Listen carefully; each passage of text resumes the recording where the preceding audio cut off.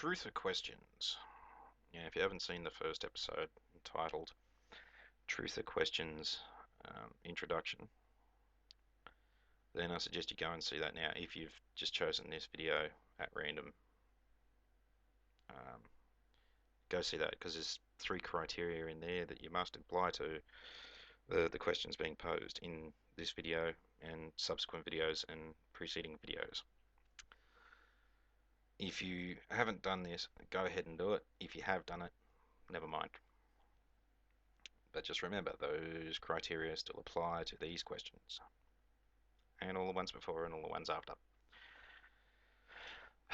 127. If it is a substitute plane, provide evidence that demonstrates where Flight 175 was diverted to, how it was disposed of, and specifically, who took those actions. Question 128. Follow up to the previous question. If it was the real Flight 175 that hit Building 2, then the missile would have been on the aeroplane when it took off. This means that the first officer, while doing his walk around pre-flight inspection, would have seen the missile hanging off the aeroplane. The first officer was a Marine Corps aviator, a former Marine Corps aviator, and as such, it would have been 100% impossible that he would have not failed to instantly recognize a missile when he saw it. Presumably, Twoofers would have us believe that the first officer said to himself, "What the fuck is that thing hanging off me plane? Ah, well, probably nothing. Best just to ignore it." And then went about his duties as a co-pilot, as though, it was perfectly normal for a civilian jet liner to have a missile slung underneath the starboard wing. In which place it doesn't make any sense. Part A to that too is that where they believe that the placement of this missile is right where the fucking undercarriage doors are and all this kind of crap. So if the fucking undercarriage doors are obstructed by this bloody missile and its bracket and all that kind of crap, how the fucking thing take off? Why aren't the wheels down when it hit the bloody building? How did they get the wheels up? Hmm? Magic, I guess.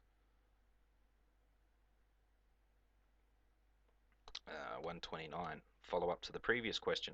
How is it that none of the airline ground crew noticed the missile hanging underneath the flight 175?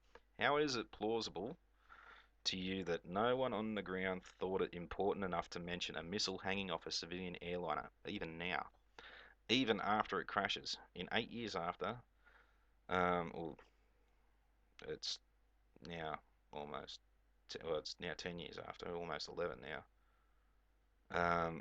None of the ground crew that were there that day, to this day, have ever gone, geez, maybe I ought to tell someone about that missile I saw hanging off at 175 that day. Hmm? 130. A follow-up to the previous questions. Passengers often, while waiting for the boarding process, start to look out of the gate room windows at the plane. Do Toofers expect us to believe that none of the passengers saw the missile hanging there? Do you expect us to believe that they didn't care, they just got in the plane anyway? What's that missile there? Fuck it. We'll be safe. Alrighty. 131. Following the previous questions, why the fuck would you need a missile at all? What practical purpose could it have served? 132. Why do Toofers insist that it takes an expert veteran pilot to crash an aeroplane? Yeah, like only the crusty demons crash bikes. Yeah. 133. What is the actual reason for using a missile to hit the Pentagon? With the WTC, 2 planes were hijacked, and however hypothetical inside job conspirators did it, the planes were crashed into the WTC. Flight 77 was hijacked, just like the rest. Why not take the easy way out and crash Flight 77, just like the other two? Uh, why the unnecessarily overcomplicated uh, plot of having to hijack a plane, find some way to secretly disappear it inside a country of 300 million people, and then having to shoot a missile at the Pentagon, hoping that everybody who sees the missile instantly mistakes it for an American Airlines jet with perfect airtight secrecy. Why do why do all that when you could just as easily make the plane you've hijacked crash into the fucking target it was intended to hit? Hmm? 134. Toofer's claim that WTC 1 and 2 and 7 were all controlled demolitions. If so, what was the reason for waiting 7 hours to demolish Building 7? Why not just demo it right after the other two towers dropped? Why wait 7 hours and make it more obvious? 135. Follow up to the question above. Why would the conspirators allow the FDNY to warn its men to pull back from Building 7 before its supposed demolition? Um, we know from the claims of demolitions in Building 1 and 2 that the conspirators have no problem in killing hundreds of firemen and thousands of civilians. So why would the conspirators warn the FDNY to pull back, out of Building 7's collapse zone? 136. Truthers claim that the towers were brought down in the super secret technique that only the military use. If it's so super secret, how come Twoofers know about it? That's why it doesn't look and sound like a normal demolition. In contrast, Building 7, they say, was a conventional demolition. So why the two different types?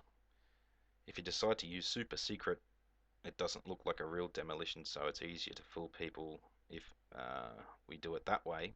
Military demolition. Why wouldn't you use the same super secret, it doesn't look like a real demolition, so it's easier to fool the people if we do it that way, military demolition with Building 7? Especially since, for some unexplained reason, you're planning to wait 7 hours to bring it down, and only bring it down after having BBC call attention to it, making it a normal demolition painfully obvious.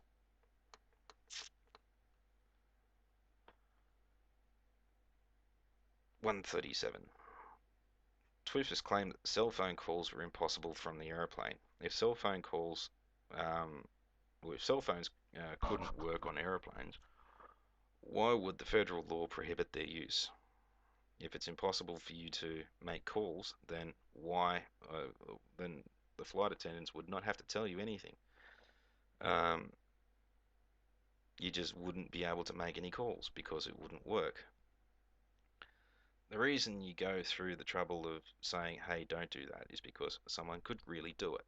Otherwise, they wouldn't have to tell you anything. So, if it's impossible for people to make phone calls, cell phone calls from the airplanes, then why does the FAA go through all the trouble of outlawing something they knew you could never do?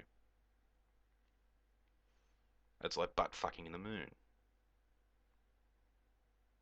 There's no law against it because you can't fucking do it. You can't go and butt fuck the moon.